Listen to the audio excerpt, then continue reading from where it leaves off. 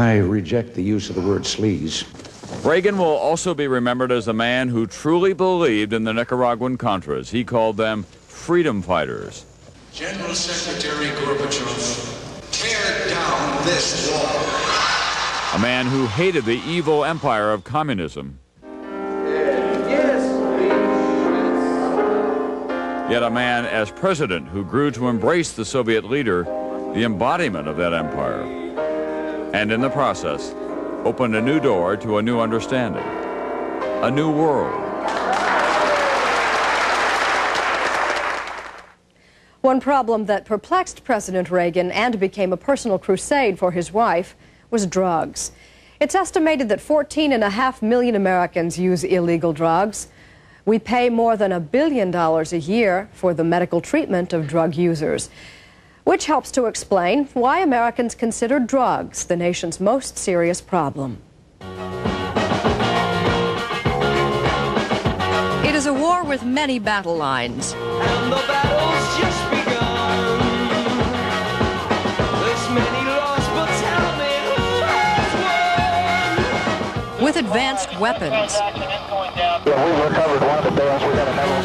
And mothers, children, brothers, sisters, torn apart. With thousands of victims. A war escalated by crack. Crack, crack, crack. The new high of the 80s. Money, money, money. It is very big business. Los Angeles County Sheriff's Deputy Herb Jerome. It's a lot of money involved. A lot of people are using it. And what better place to look for street dealers than a gang? Gangs spread crack and violence across America. Get out the way, man. Big cities and small towns. I got you, man. Okay. They blew away their competition in vicious turf wars. And they blew away cops who got in their way. If our son Eddie, sitting in a police car, can be wasted by scum, then none of us is safe. There were hundreds of innocent victims. When is it going to stop? I just don't know when it's going to stop. And great athletes whose soaring talent gave them the illusion of invulnerability fell to the temptation. The war against drugs became international, fought in the mountains of Colombia, the streets of Bogota. The anti-drug fight got hot. This is your brain on drugs. Jay! Communities demonstrated. Hey, Pusha! Hey, you! Black men out here are watching you. Treatment centers mushroomed. It's like you can't live without it. Jails filled up. If you sell drugs, you will be caught. And when you're caught, you will be prosecuted. And once you're convicted, you will do time. But in the inner cities, where drug money and drug jobs seemed to be the only thriving industry, teenage dealers still swaggered, studded with gold jewelry, driving expensive cars. Drugs were identified as an inner city problem. A mistake, says Dr. David Musto of the Yale School of Medicine. The result of this is that instead of supporting the institutions of the inner city, which are so important to fighting drugs, such as education and the schools and churches and so on, we write them all off because we just see them as drug users. The habit is being passed along. It just kicks and moves a lot. That's what it does when I smoke. The number of babies addicted at birth has skyrocketed. The torrent of illegal drugs seems unchecked, leading to a dim but growing call for legalization, taxation, and controls. The debate of the decade to come. The 80s, an NBC News special, will continue.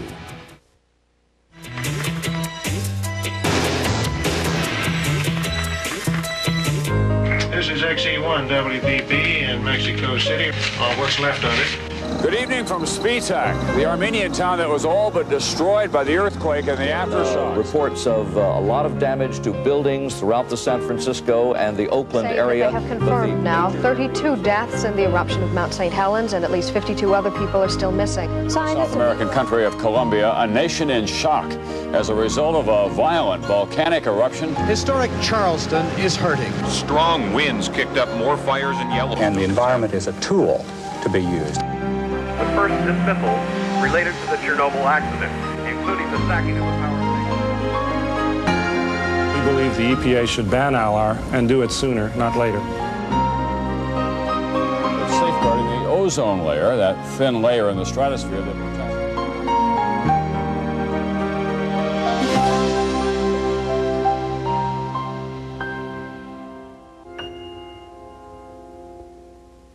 The force of nature.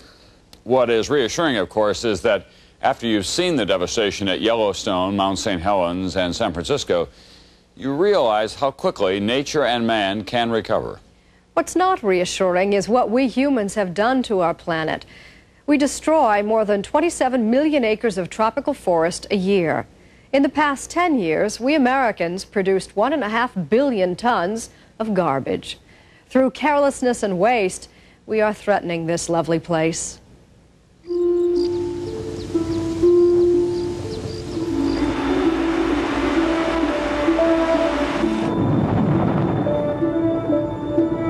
We began the 80s as we had all modern decades, polluting our air with the effluents of our factories, fouling our water with sewage and fertilizer, choking our landscape with garbage, and wondering where were we going to bury waste that was too deadly or too foul, but still believing we had time, that we were in control.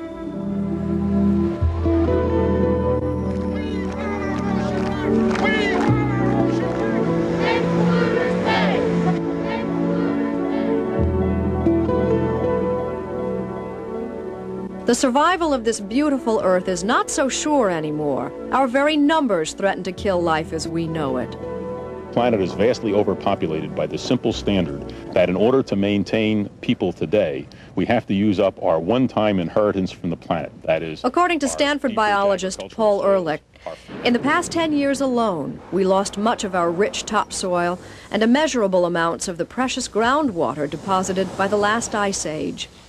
The way we're maintaining our feeding base is by using up those resources, and when they're gone, we're cooked.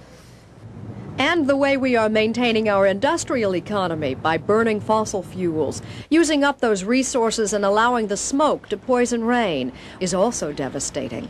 When lakes go acid, salamanders are often the first to go. Aquatic life, trees, plants, all die.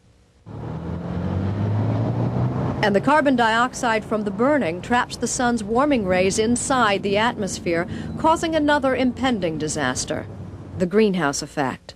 Computer models we've done at Stanford indicate that global warming could easily cause climatic events that would starve somewhere between 40 and 400 million people to death twice a decade over the next couple of decades. I never remember not harvesting a crop, and we're very close to that this year. It's not clear that the record-breaking heat and droughts that plagued farmers in the 80s were a result of global warming. But most scientists agree there's a 50-50 chance that, unchecked, warming will cause drastic climate changes in the future.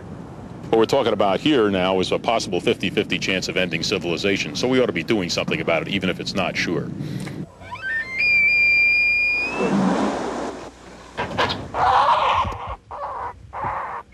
Extinction is final. When a species disappears, there's no second chance. Many beautiful and familiar animals are at risk, but scientists say those species are not our greatest concern.